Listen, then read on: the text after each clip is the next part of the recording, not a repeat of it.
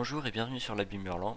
Dans cette vidéo, on va décortiquer donc la semaine de LFL, la Super Week de LFL, ainsi que les actualités qu'il y a pu y avoir autour de la LFL. Donc tout d'abord, ça a été une Super Week en LFL, avec 3 matchs donc. Les objectifs pour cette fin de saison régulière a été bien sûr différentes pour chaque équipe. On avait en haut du tableau une bataille pour la première place entre KC et Vita, qui permettait d'avoir une qualification directe en EU Master sans avoir à passer par les play-ins. Il y avait également une bataille pour la seconde place qui assurait une qualification pour les EU Master directement, en play-in ou pas, mais la qualification pour les EU Master était sûre, entre Vitality et Misfits première. Et bien sûr la bataille pour les playoffs entre Solari, LDLC, Gamer Origin, GameWard et BDS. Et enfin en bas du tableau entre MCES et Easy Dream. Leur saison n'est pas terminée puisqu'ils vont jouer les up and down contre deux équipes de Division 2 dont on connaîtra l'identité dans 2 semaines et qui donc essayent de préparer ces matchs pour parvenir à se maintenir en LFL et pourquoi pas jouer les troubles fêtes lors de cette Super Week. Donc on va commencer par parler du premier jour donc de cette Super Week de LFL qui a été marqué bien sûr par l'événement KCX organisé par la KCorp qui a rassemblé 3500 personnes au Palais des Congrès de Paris. Donc c'était pendant le Classico qui opposait donc Solari à la KCorp. Ce match s'est soldé par une victoire Solari.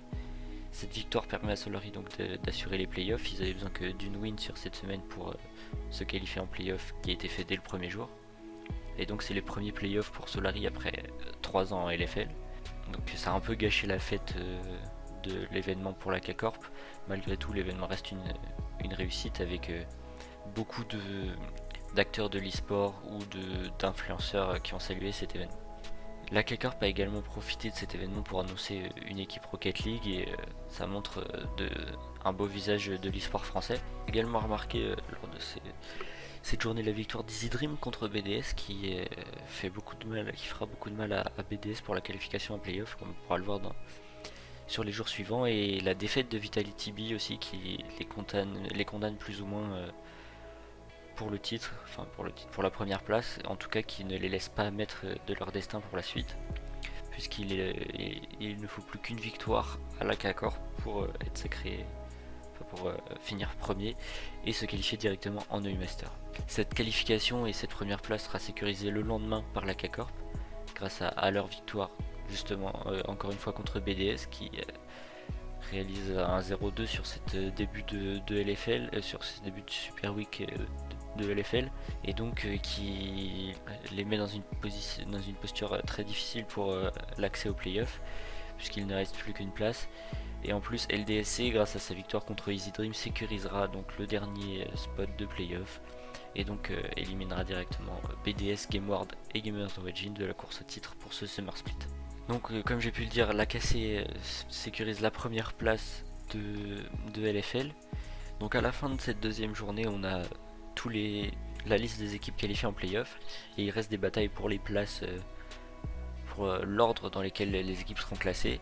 On sait que la KCorp sera premier, mais on peut encore avoir une bataille pour la seconde place entre Vitality B et Misfits qui sont séparés de seulement une victoire. Et également un tie-break est possible entre Solari, Misfits et LDLC.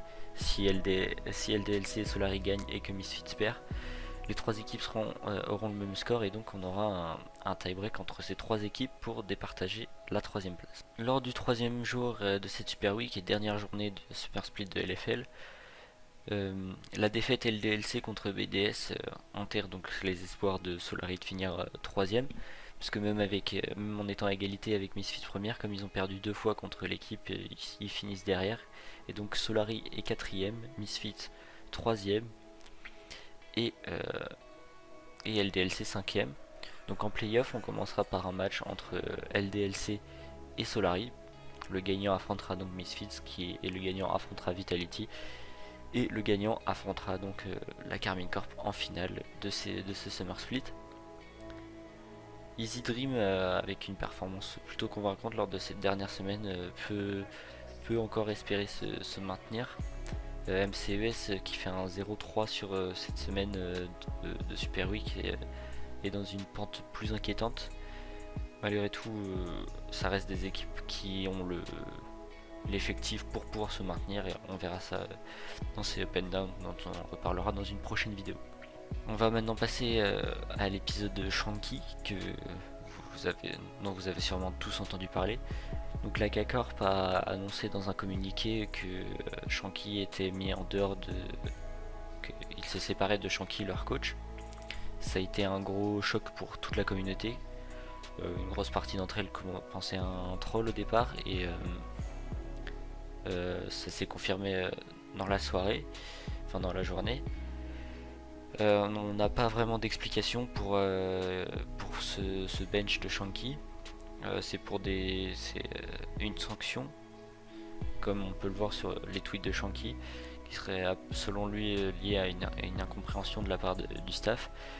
Mais on espère que ça ne va pas trop déstabiliser l'équipe qui se sépare quand même de son coach avant des playoffs, avant les European Masters. Et pour une équipe qui part favorite comme la K-Corp, tenante du titre, ça peut avoir un impact très négatif sur leur performance. Donc on espère pour eux que ça se passera bien quand même, et que la LFL pourra encore une fois ramener l'European Master à la maison.